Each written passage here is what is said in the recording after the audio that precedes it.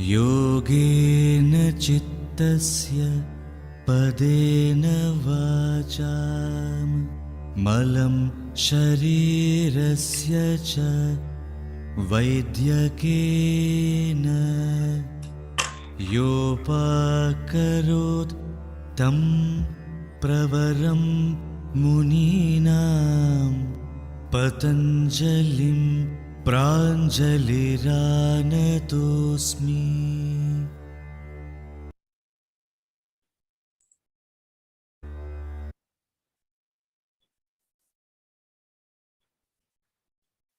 Okay, good morning, good evening. Welcome back. We had 2 sessions on Sadhana Pada. We'll do a quick recap and continue our discussion. So, if you remember, the first chapter of the Yoga Sutra was Samadhi Pada. We defined what is Samadhi, why this Samadhi is important, and we understood that the Samadhi is not a binary state. It's a continuum, like starting from the simple Chittavritti Nirodha to the highest end of the Asamprajnata Samadhi, where you were able to suspend almost all the mental activities, and the experience is only Purusha. There is nothing else for Purusha to illuminate. So that spectrum is Samadhi. Now the biggest question was, from my current state, where my mind wanders through the Chitta, Vikshipta, Mudha state, where I don't have much control over my mental activities, that is the current state. How do I get into this future state? What is the path that takes me from my Vikshipta, Chitta, Mudha state? Hope you understand the language right now. Destructive, distracted, dull mental state, where I don't have much control over my mental activities, to a state where I do have complete control over my mental activities. So you need a path, and that path is known as sadhana. So Patanjali started this teaching by saying that the first thing you have to do is Kriya Yoga, because the first and foremost obstacle in controlling the mental activity is the kleshas. So these kleshas has to be controlled and managed, and to control the kleshas, one needs to practice something called Kriya Yoga. Kriya Yoga is defined as a combination of, anybody remembering that? 3 things. Tapas, Swadhyaya, Ishvara Pranitana. Perfect. That's it. Tapas, discipline. Swadhyaya means understanding the scriptures, understanding yourself. Ishvara Pranithana, commentators are very specific. What is Ishvara Pranithana here? Because Ishvara Pranithana itself is a big subject. What is specifically intended here is Ishvara Arpana Buddhi, like dedicating all your actions to Ishvara. And when you get a result, outcome of the actions, you take it as a prasada of the Ishvara. So this is Ishvara Pranithana. So from that perspective, this is pretty much closer to the Karma Yoga we have studied in Bhagavad Gita. The benefit of this is it removes the obstacles towards Samadhi. It is not going to give you Samadhi directly, pretty much aligned with the teachings of the Bhagavad Gita. So Karma Yoga also is not going to give you moksha as per the teachings of Bhagavad Gita. The Karma Yoga is going to remove the obstacles towards moksha so that the knowledge will work.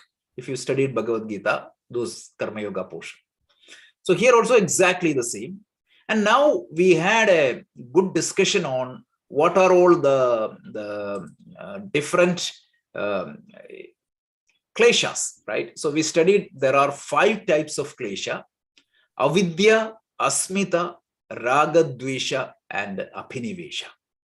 So those are the 5 obstacles controlled and managed through the Kriya Yoga. So that's very important to understand. And we also learned that each of these kleshas, Avidya, Asmita, Ragadvesha, and Abhinivesha, can be in one of the 4 stages, like Prasupta. It is dormant or latent or seed form. Tanu means it is very weak. Vichinna means it's not very weak, but it is less active because you are distanced from the object of the distraction or klesha. And finally, it's fully active and operational. Udara. So these are the 4 states. So once again, you need to understand there are 5 types of kleshas, and each of these kleshas are obstacles towards samadhi. And the goal we have is to reduce the impact of these kleshas. And each of these kleshas can be in one of the 4 states. Clear? It's means the dicing and slicing is very clear. Now, the very same style of the Yoga Sutra is go into each one of them in detail. Like, what is Avidya? What is Asmita? What is Ragadvesha? And what is Abhinivesha? We want to understand each one of these kleshas in detail. Once again, the big picture is very clear. We were advised to start Kriya Yoga. Why do we want to do Kriya Yoga? To remove the obstacles towards moksha. What are all the kleshas or obstacles towards moksha? They are Avidya, Asmita, Ragadvesha, Abhinivesha. And each of these obstacles can be in one of the 4 states.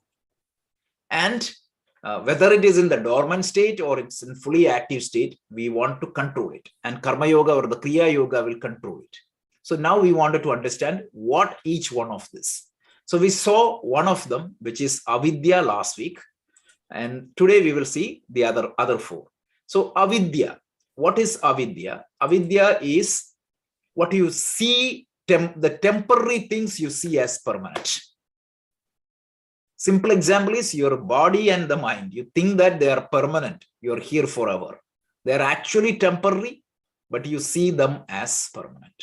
Second thing is you think that impure thing, impure here means not the actual cleanliness or anything like that, right? So you think that the fundamental substance is you. When you say you, it is the combination of the body mind. It is not the most pure thing. You think that the fundamental entity that creates you is the combination of body, mind, and Atma or the Purusha. But in fact, that itself is a compound, not a fundamental part. So pure, you see impure as pure. You see a compound as a isolate, the fundamental substance. Then the painful things you think as pleasure. The samsara, the world of external objects, you think that the strong attachment towards sense objects, you think that they are going to make you happy, but in fact, they are painful. That is clear. And finally, you take the non-self as the self. The body is not yourself. It's a tool given to you, but you take the body as yourself. So this is essentially the avidya. This avidya can create vrittis which can block you from getting into the samadhi. For example, when you take the external objects as the most important thing, right? Suppose you think that the goal of your life is getting that house. You may definitely want to get that house. There is no doubt about it, because for your comfort. But the highest goal of your life, what is going to happen? It is going to create binding attachment, and it is going to take you away from your state of samadhi. Everything, each one of this here can take you away from the samadhi. So this is the problem. So now let's go to the other 3 and have a quick Q&A. So the next topic is Asmita. So let's listen to the verse. Drigdarshana shaktyorekaatmate vasmita. Probably this is the most brilliant definition of Asmita. Asmita means I-ness. Some people say that it is ego. Please don't think like that. Your understanding about yourself is Asmita. There is nothing wrong in having Asmita. What is wrong is the wrong Asmita. Got it, right? If you take yourself as yourself, the true self as yourself, absolutely no problem. The problem is when you take something else as yourself, it is a problem. So the definition is very, very simple, very easy to understand. It is extremely brilliant. So he tells, Drik Darshana Shaktyor Ekat Mavada Iva Asmita. So it tells Drik, there are 2 points are defined here. One is called Drik and the other one is called Drishya. This is a good old analysis in our Vedanta, yoga, everywhere. So Drik Drishya Viveka, that is something that everybody needs to happen. So when I see a flower, a red flower, who is the Drik and who is the Drishya? I'm the Drik, the flower is the Drishya. On the high level, yes. So when you say I, what is that I means? That is the question. Arnab is the Drik, that is your take. Yes. Arnab is your Drik and the flower is Drishya. Mm-hmm. That is what is Asmita, Patanjali tells. So what is he saying is, your analysis of Drik is wrong. You take some of the Drishya as Drik.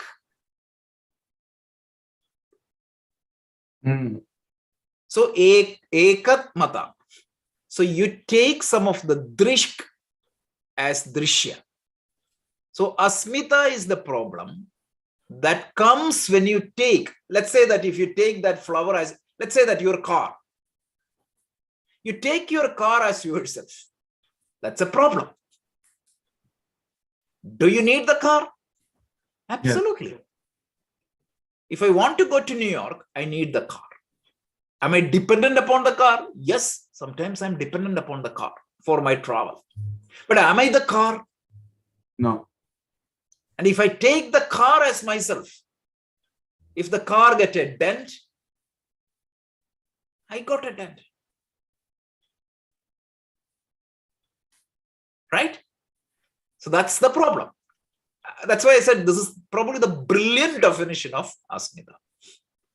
You take a portion of the Drishya as Drik. Now, we'll come back and do the analysis. What is Drik and Drishya? The same example. You saw a flower, as Arnab said, I am the Drik and the flower is the Drishya. Perfect. Now, when you look at yourself, we can go back to Shankaracharya's famous analysis. Try to understand that cognition a little bit more. Which instrument in your body gets that Drik? My eyes. Isn't it? My eyes capture the image of that,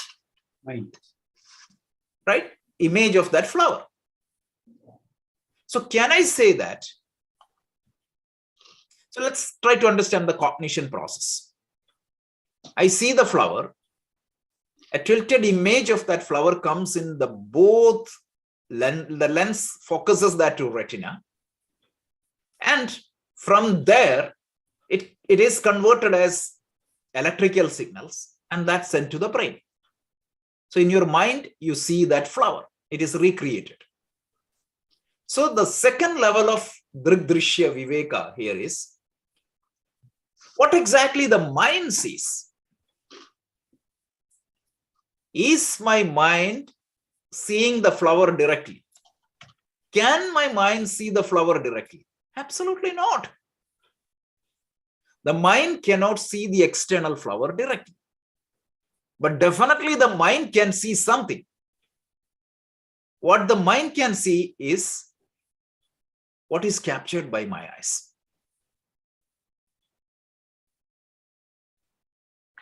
Got the point, right? This is a brilliant analysis.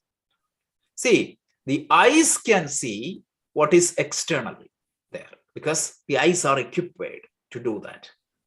And my mind cannot see what the external world is. The mind is dependent upon the eyes to capture it. And now let's say that your eyes has a problem.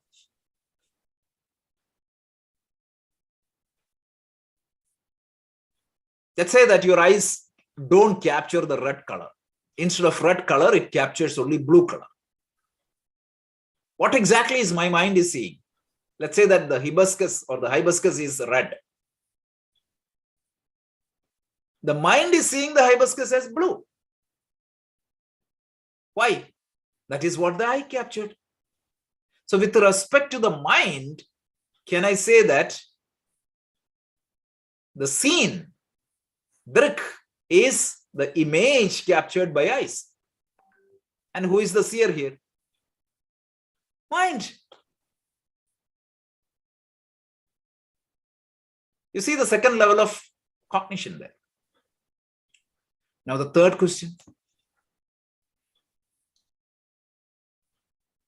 How do I know that there is a hibiscus outside? I'm conscious of that. I'm conscious of that hibiscus. How?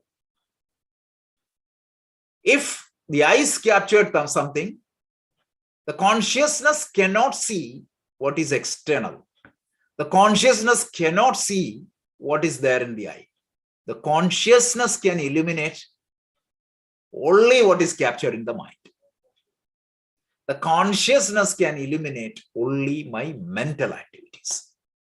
So the third level of perception is what is captured in the mind is the seen. And who is the seer? Consciousness. So now, who is the real seer? Consciousness is the real seer, fundamental seer. Now, what is Patanjali saying is here, what is Asmita? You take some of the drishyas as drik. You take your body. What is eye? In fact, it is part of your body.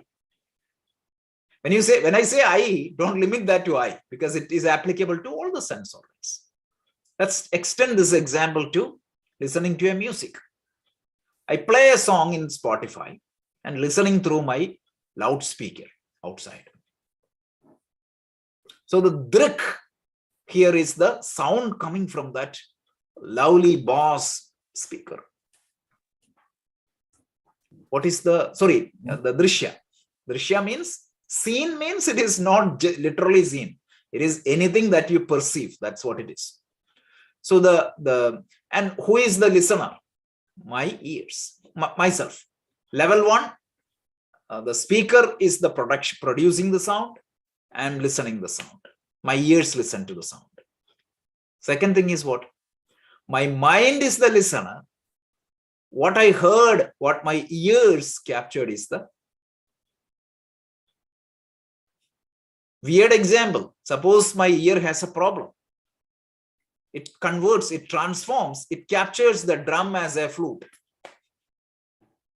What my mind is listening this, when my mind listens the song, any drum beats will listen as flute. That's it.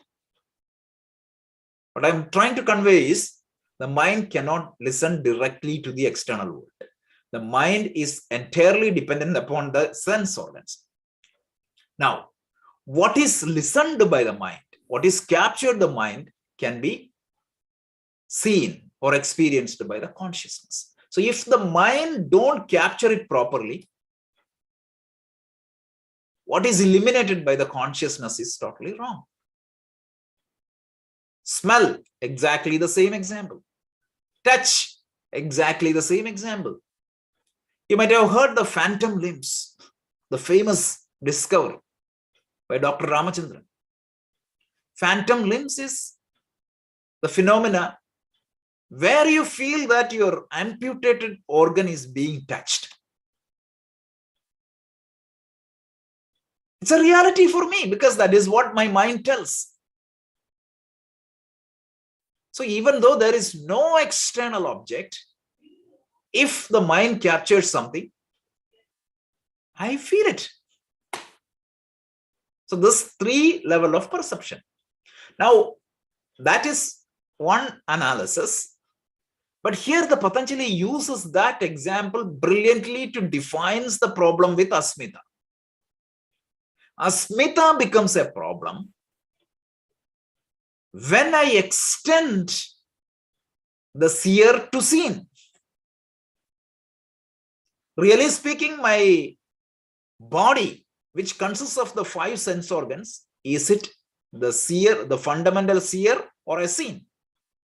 Yeah, it is a seer in an intermediary sense, but from a fundamental sense, it is a seen.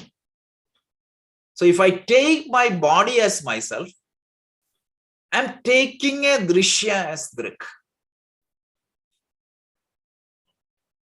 Problem, Asmita. If I take my mind as myself, is the mind is a seer or a seen? It is a seer with respect to the sense organs, but from a fundamental perspective, mind is also seen. So when you take your drik as, the drishya as drik, that problem is known as Asmita. It cannot be explained any better or further.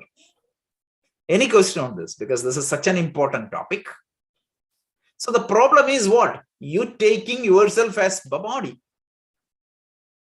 And mind you, on a transactional level, when you go to a doctor and ask you what happened, you cannot say that I am consciousness. You have to say that you are the body. So from the relative reality perspective, you operate as a compound entity. But understand that it is only for the transactions. Reality basis, you are not the body and the mind, you are the Atma or the Purusha. I think the most brilliant example to convey this message is used by Shankaracharya. It is the Swapna Drishtanta. In the Swapna Drishtanta, you have a dream body, dream mind, dream intellect in the dream world, and you use that pretty much as the most essential thing while you are in the dream, but you survive the dream. The post-dream, you realize that that body was not me. Like that, we are here in this world of relative reality, and what is going to happen is, after this life, what is going to happen? You will survive, but the body will come to an end. Now, what is the problem of you taking yourself as the body? Let's say that in the dream, you got a terminal disease or you won a lottery. If you got a disease or if you hit by a car, you are worried. What you are worried? My existence is coming to an end. Yes. That is another thing, because it is called Abhinivesha. We are going to see that at the end today. So my life, everybody, right from an ant to the most learned person, is interested in his life.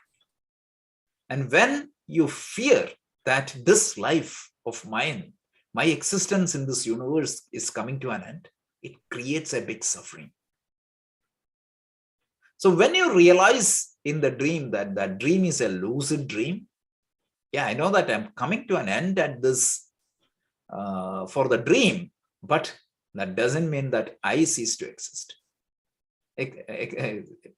So that makes a big, that is how we say that the moksha is going to put an end to all your suffering, because you know that I'm eternal.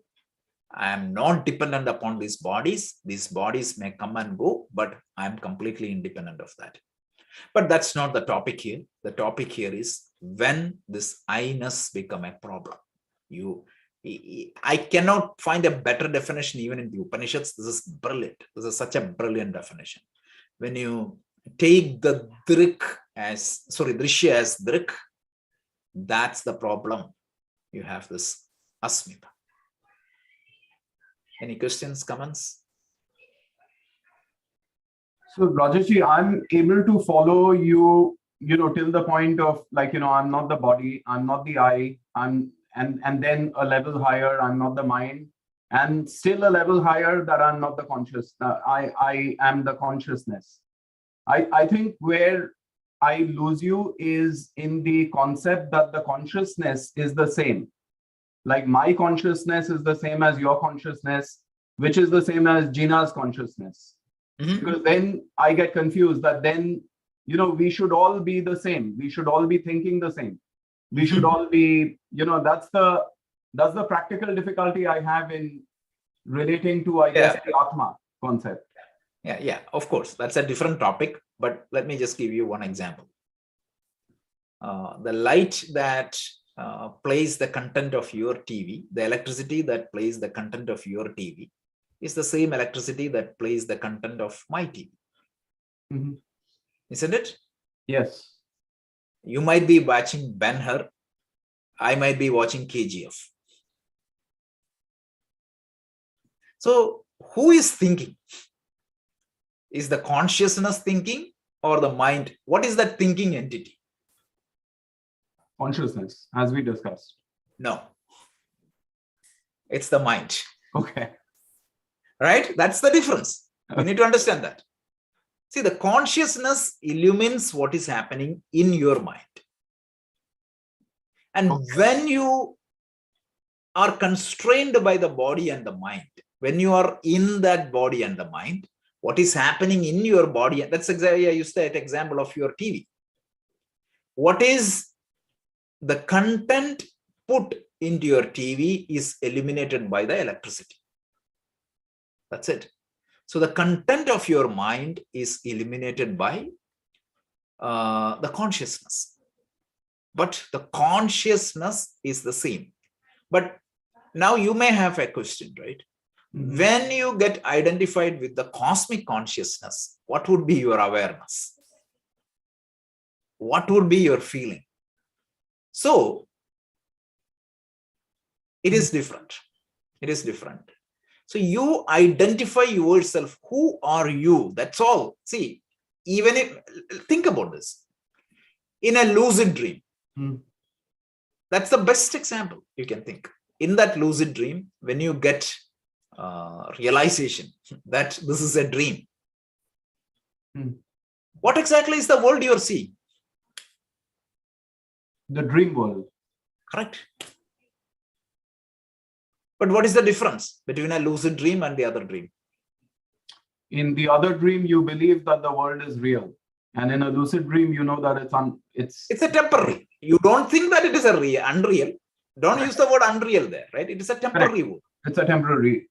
This is my experience at this world, but I'm not dependent upon this. That's all. So when you get realized, still you see this world, you see everything, but you know that, yeah, I'm beyond this because I'm consciousness. Again, we will have to come back to this topic. This is probably what you're asking is the most fundamental question of Vedanta and yoga, but we'll eventually get more intellectual understanding. But ultimately, you need to get that the same realization. Yeah. Anybody else, Vijay, or anybody want to add any comments? Yeah, there? sure. Go ahead, please. Sorry, just what Arnabji said, I think we discussed it some time back, Rajesh, like when we start thinking like, as you said, just one conscious, then there comes the question of then whose karma we are carrying over, like, then, if it is all the same, like we obviously talk about, we are taking this karma to the next life or something like that. So I think you mentioned some time back about two different consciousness, like the cosmic one and then the other one. So probably there is still a difference. Yeah. So something. Yeah. Just Absolutely. remember that. Again, the karma belongs to whom? This is what we need to understand. Yes. Karma belongs to the subtle body. Yeah. Right? And you own the karma only when you are identified with the subtle body. When you disassociate your identity with the subtle body, the karmas are going to be there, but you are not carrying that baggage anymore. A classic example. In the dream, I did a mistake. I did a traffic violation. I got tickets, 6 tickets. So I called up the court and took an appointment. I want to go there and get 2 points reduced. Suddenly I woke up.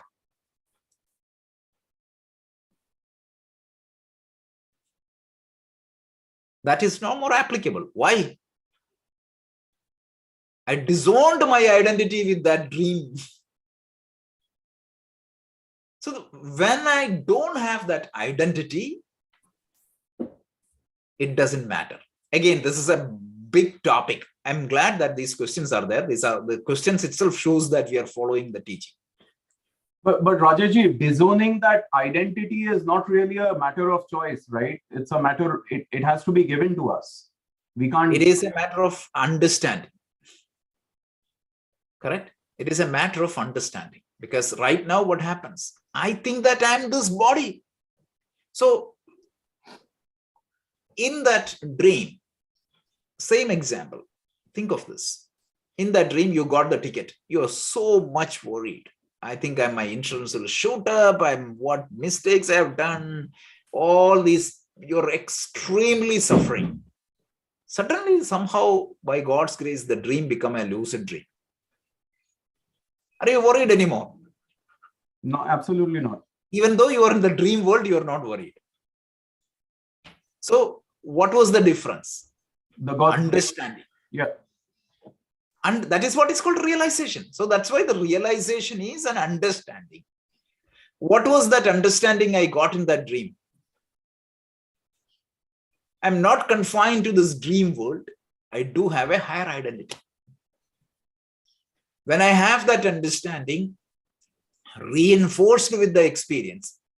Now, let's say that in your dream, Arnab is worried with the tickets. Yeah. I got 9 points. 6 points is okay. I'm got 9, 10 points. My 1 more point, my license will suspend it. I'm worried. At that time, Vijay comes to you in the dream. Say that, Arnab, don't worry. This is only a dream. You are a different Arnab. Yeah, it sounds good to you, but your worry will not go. Yeah, I'll start suspecting Vijay. Whether he's... Yeah, you start suspecting Vijay. In other countries, what is going to happen? When Jesus Christ told this to people, he was killed. So Socrates started talking about this, he was poisoned. Yeah. I don't know, I just wanted to give you one more story, again a movie example. In late 90s, the Malayalam movie came in. If you want to watch at least a portion of that movie, just watch it. It's called Guru. It's a very famous movie. So the whole movie, it's an Oscar-nominated movie. It's a brilliantly taken. Not the whole movie, but at least a portion of the movie is very brilliant. The theme is, there is an imaginary country. Everybody is blind in that country. Every child born into that country is blind. They cannot, and they suffer a lot. So from this human world, one guy got getting into that country. And he found that when a child is born in that country, they used to put something on, means they give a drink. They think that it's an Ayurveda medicine, but a fruit juice is given, and that fruit juice is what is causing them blind. So this guy realized it. And he went to the king and said, "Oh, people, stop taking this. If you take this, you will be blind. He can be, the only way for you is don't drink this juice. And if you stop drinking this juice, your eyesight, you will get back." What do? They will stone him. They will try to kill him. Yes. So typically when a guru comes and tells you, in almost all parts of the world, what happens to the guru? The guru get killed. Yeah. Crucified. Crucified. Right? So this is what happens. Yeah. But if you believe the words of Vijay and follow his instruction, chances are you may get it. So that's why the definition of the guru is what? Remover of darkness. Ka represents the darkness. Ru represents Remove. light. So the one who brings light into this darkness is Guru. Ajnana timirantasya jnananjana shalakheya chachurun milinam deva tasmai shri guruve nama. Guru Tattva. That is the Guru. So the Guru is a torch bearer who hold your hand, who had already seen, right? Brahmanishta, Kshotriya, and one more definition is there, Akamaya. So he is Brahmanishta, he has seen the end. Kshotriya, he has the ability to communicate that message to you. Some people are pretty much, they know the truth, but they cannot communicate. He is not an ideal guru for you. And then the third one is what? He don't have a hidden agenda. If these three meets, he is the right guru. And he will lead you to the truth. One by one, step by step. And what is the role of the scriptures here? Like whether it is Bhagavad Gita or Yoga Sutra or Vedas, it's only a map. It's only a map for me to follow. Once I end the destination, once I reach the destination, what is happened? It's useless for me. Vedo avedo bhavati. This is what the Upanishad tells. When you reach that state, the Veda becomes Aveda. It's no more useless. It is redundant. And what is the use of scriptures for such a person? Gita, 2nd chapter, verse 46. Yavan artha utapane sarvata samplutotake. Tavan sarveshu vedeshu brahmanascha vijanataha. When there is scarcity of water, I have to go to a well and take the water. But when there is a flood, the well is covered with water, the whole place is covered with the water. For me to take the water, should I go to the well? What is the use of that well? It becomes useless and redundant. This is another unique feature of Sanatana Dharma, where you dare to say that the scripture is only a means. I can challenge you. Anywhere in the world, can you show these words? Vedo avedo bhavati. Not at all. You will be killed if you touch the scripture. Sorry, Vijay, you are saying something. Yeah, so this is such a fundamental thing. Asmita is something, right? See, the ultimate goal of Vedanta is to end suffering, right? Irrespective of our economic status, everybody suffers, right? And Vedanta attempts to help that end suffering. And Vedanta, what is the fundamental, the reason why we suffer is Asmita, that we have mistaken identity, this body identity is the one, that's what it says. So how does Vedanta work? This we need to really understand this. Forget about all this Vedanta. Now, how it works is, it doesn't really tell what is real.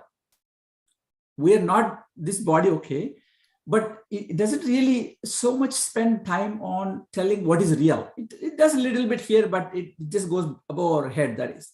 Because you cannot objectify the reality, therefore it doesn't really tell. Therefore, the whole body of this literature, what it does is, it goes through the process by which we think what is real is in fact not real, that is. whatever we think that body is, we think that the body, right? And it goes through the process, it goes through the step-by-step process by which we think that this body is real. What is real? Darshana You get the point? This is very important to understand this. See, whatever the process that our mind goes through, we goes through, and we think that this body is real. What we see is real, that is. So it goes to step by step, it goes to that, it tries to demolish that one, that is. So ultimately it moves, it helps us to think, move away from that thinking, that is. So that's what is Asmita versus Sasmita here, that is. But the simple point to remember is when you take your instruments as yourself, when you take the drishya as drik, Asmita comes into play. As I said, like it's one of the best definition of Asmita. So just wanted to emphasize another point is what Rajesh said is that, this is the understanding that we have to make, that is. So there is a, the mental disease called schizophrenia, you may have heard that, right? So that is basically losing touch with the reality, that is what schizophrenia is. That's not what we're talking here, that is. This is the understanding, that is. What is real, what is not real, that is. A systematic understanding what is real, what is not real. That's a great point. A lot of people, after studying yoga and Vedanta, tells that you have to kill your ego, your self-identity. That's a disease. Yeah. Yeah. We talk very frequently, detachment is, it's a very misnomer, that is, in a way, that is. I think one of the, when we had this international, one of the talks, there was from Polish, one doctor was presenting case, there are many mentally ill patients. They in fact brought in touch with other people, friends and everybody, and they started feeling better because they were feeling lonely. And once they made these attachments with the good friends, they started feeling better. So we're not talking in a detachment in a way that we become sick. It's not the one, that is, right. This is the systematic understanding, step by step, that is. That's what Vedanta does, that. Yeah. And in fact, Vedanta or yoga or the Indic system encourage this positive social relationship. So it's not that you should be just cutting off people or running away from people. No. Only thing is that don't create binding attachments. That's the next topic. So we'll go there.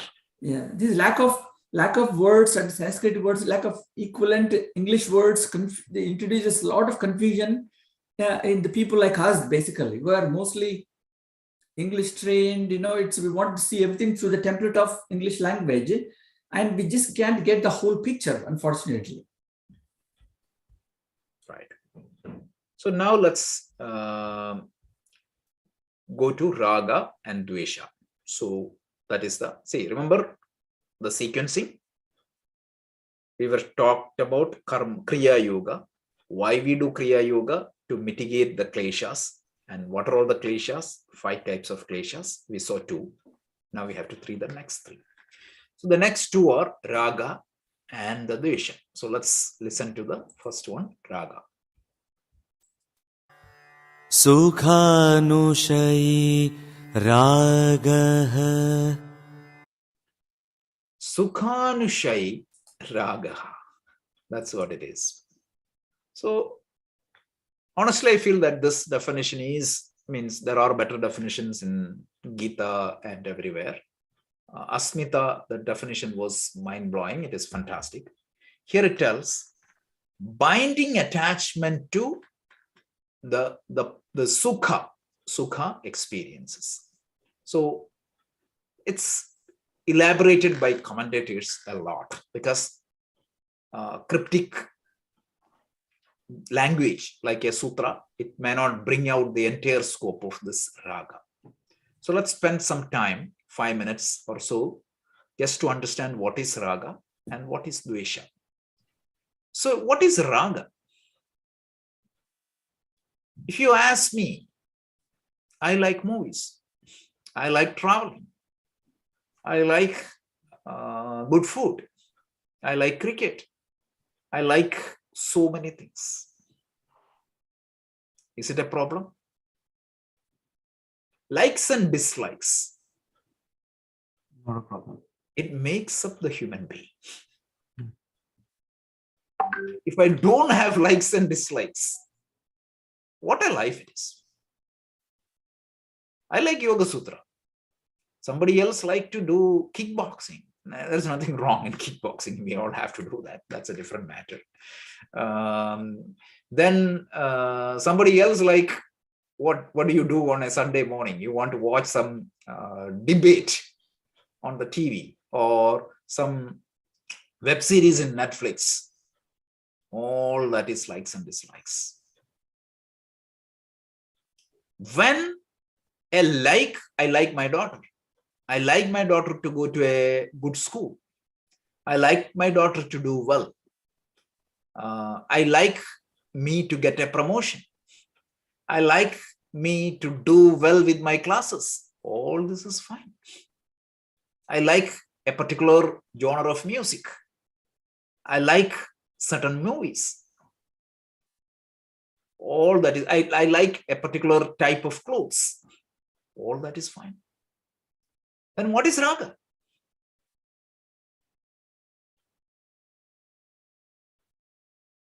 What is the difference between when a like and dislike become raga and dvesha? Is an important question. The binding nature of the like is raga. Exactly. That is where it becomes raga. That's where it becomes a problem. Let's say that I go to a house. I like coffee. And let's say that you invite me, or I go to a restaurant. That restaurant don't have coffee of my specific flavor. Let's say that I go to an island. Imagine that there is only one restaurant. I took a vacation there. And they don't have that coffee.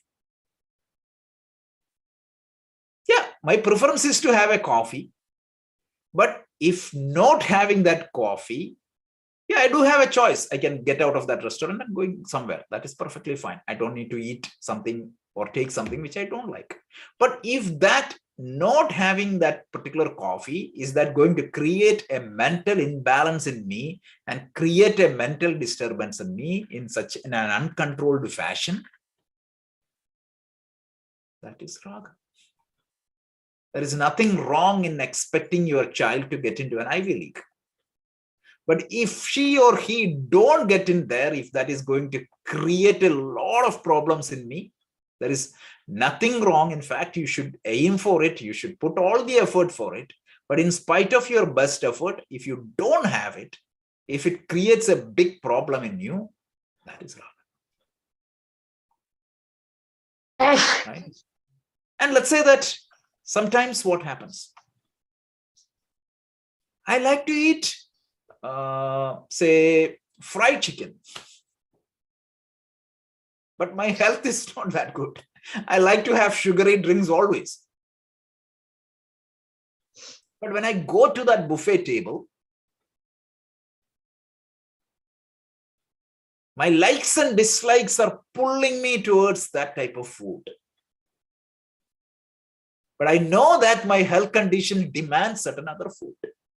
So can you see there is a conflict between dharma and ragadvesha?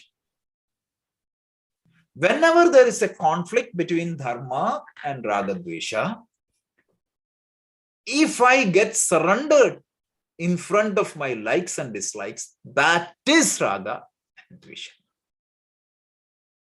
Probably for ragadvesha, the best definition is in Bhagavad Gita, 3rd chapter. Indriyan indriyarthepya ragadvesho vyavasthitam.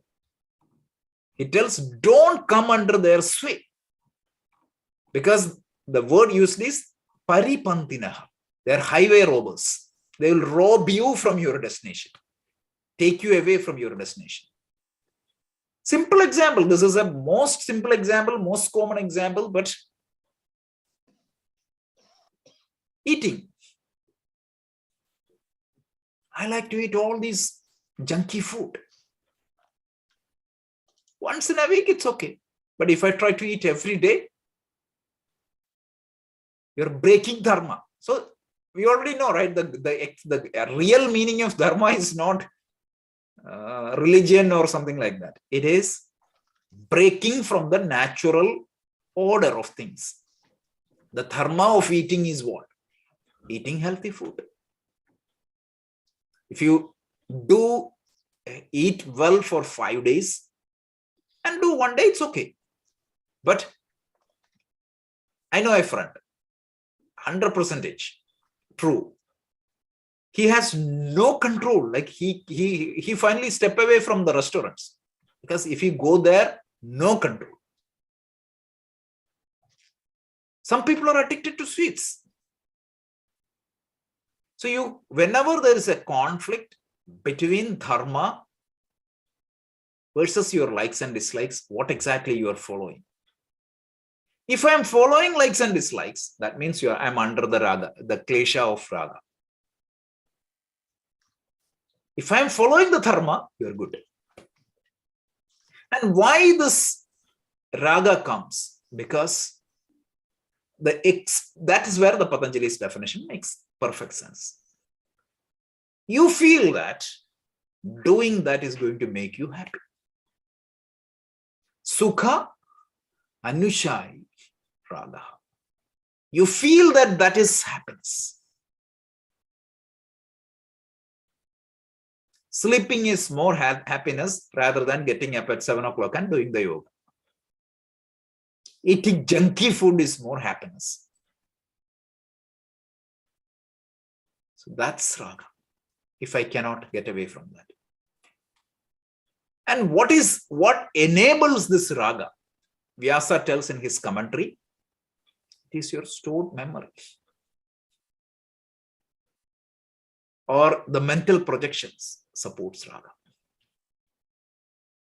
Now, dvesha is exactly the same thing. Raga means what I want to get. Dvesha means what? Opposite. What I want to avoid. That's it. So let's see that also quickly, and then we can go to a Q&A. Sukhanushai ragah. So let's define what is dvesha. Dukkhanushai dveshah. Dukkhanushai dvesha. So if sukha means I like that experience. I like the experience of junky food. I like the experience of sleeping rather than getting up and doing yoga. Dvesha means what? I don't like the experience of good food. I know that the dharma is intermittent fasting, but I cannot. Morning coffee. Avoiding morning coffee, I cannot think.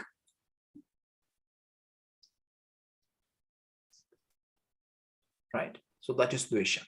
Certain experiences, you think that it is not good. This is dvesha. So probably we'll stop here. No, I think we can. Yeah, that's fine. We can stop. Abhinivesha, we cannot complete in 5 minutes. So we can stop. Yeah. Yeah. The sukha, right? Yeah. So we mentioned sukha stems from past experiences with a pleasure or happiness, right? So is that means sukha is bad or? No, okay. No, not at all. Sukha is good. Sukha is good as long as you consider that as abiding, like unbinding.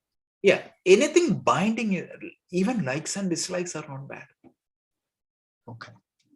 See, my metabolism is very high.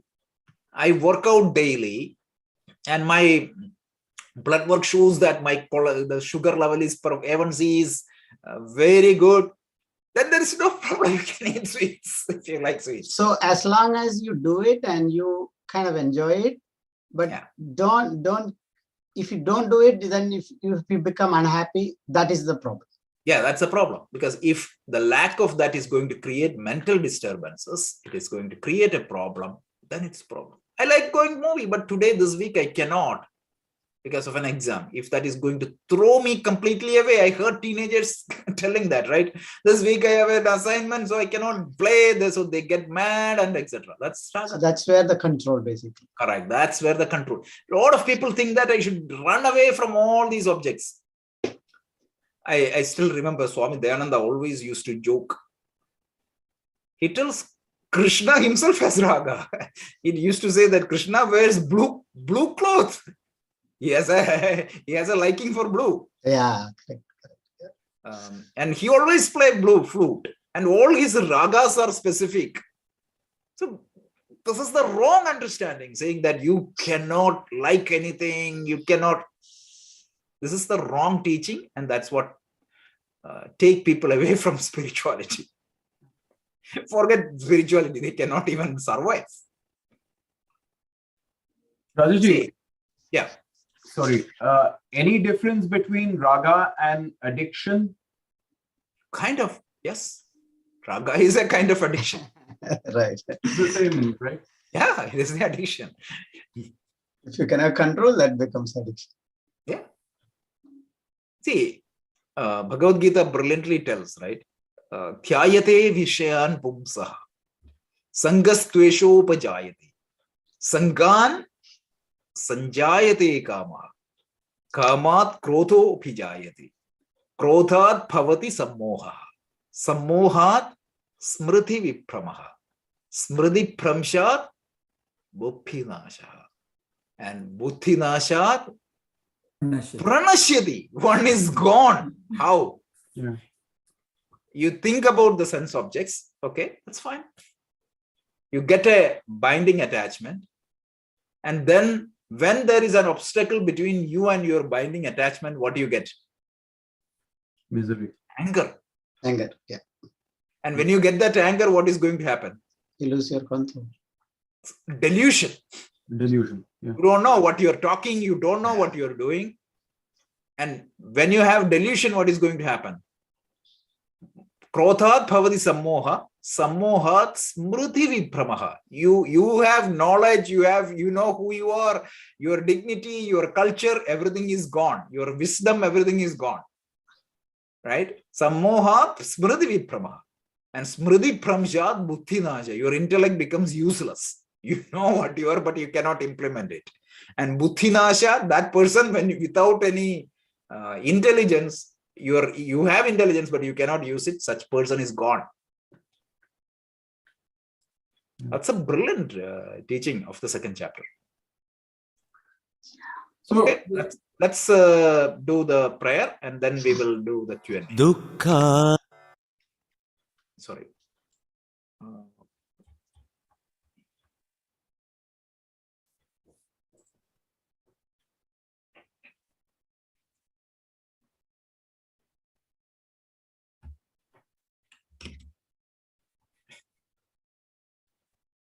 My PPT is gone. Okay, but that's fine. You can start the Q&A. So Rajaji, on the subject of raga, is there a problem if you have an addiction towards a good habit? Like Yes. I'm addicted to doing yoga. Yes. That's also a problem. So Swami Vivekananda famously said, it's like a golden ring, golden chain. But it's better than the other one. So please think that that's also a problem.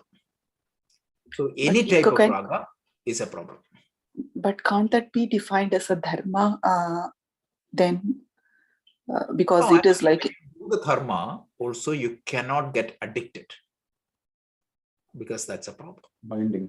Let's say that by any chance, if I cannot do the yoga in the morning, it creates a mental disturbances in me, and that will not help me. See, what you are trying to do is what? Chitta vritti nirodha. You want to control over your mental activity. And if it creates a disturbance, it's a problem. whether it is due to a good cause or a bad cause. First, your strategy is to eliminate all the bad causes. And eventually, you need to remove the good disturbances also. Don't worry. Initially, let's try to avoid all the negative things. And then we will try to see the other. See, the best practice we can cultivate in our day-to-day life is not that, you have every day, 10 minutes in the evening or some fixed times, but throughout the day, we have to develop this Sakshi Bhava thing, that is, right? Witness thing, that is. Every time we have this exclusive feeling comes, my house is better than your house. My child is, better place than your child, or I am in office, this position, you are in this position. Whenever these things creep into our mind, or even the opposite side, even the negative ones also, that is, I'm not so good compared to other fellows, or I didn't make that much money. Think of this where origin of the thought itself, that is. Just developing that habit itself, that dispels the whole thing, that is, demolishes the whole, this contradictory, the raga dvesha thing, that is. You just keep watching where is origin of that thought, that is. It's like a shining light on it, that it automatically just disappears whole thing. I mean, I can share from my experiences, that is, you cannot really work on this, oh my God, I have this attachment so much. You cannot work on the mind, unfortunately, head on. It won't work like that. It backfires. Instead, just observe, there is where the thought, when you have addiction for something, for example, you're having lunch, you have the habit of YouTubing, for example, browsing through the YouTube, and then you want to eat, right? You just cannot eat by itself. You have to have something going on the side, right? And see where is the urge coming from, that is. That constant urge to do the double tasking, multitasking thing, where is that coming from? Then automatically, slowly, you develop over the period of time, it will go away. That Sakshi Bhava, that witness thing, that is really helpful. Vijayji, just I wanted to understand, when you say where it is coming from, what exactly do you mean? Like, yeah, we can witness, we can kind of figure out, okay, this is my mind is going this way and all. But what do you exactly mean by where the thought is coming from? It is there, right? Yes. Yeah. Let's say, take, for example, this multitasking thing. These days, everybody have to do something while eating dinner, right? And without starting the cell phone, they cannot eat, right? Now you start eating by itself. No more anything, start eating, right? In about 2-3 minutes, you want to open up you have the urge to start the YouTube or something, or Instagram, for example. And just don't start immediately, and just watch the thought itself, that is. What is that underlying the cause? What is the root cause of that urge came through that one? The moment you take the witness, you start witnessing, you develop the detachment there. You move away from the thought there. It's not a two-step process. The moment you take an objective look at it, you're already outside the thought there. But so it will continue for example, let's say 5 seconds. Oh, then you start eating now again. So in about a minute, then that urge will come again, that is to start something again. You take a look at, try to observe that thought again. That so over the period of time, you've developed this Sakshi Bhava, and this is good with everything that originates in our day-to-day lives. Whenever this, always this, Rajesh,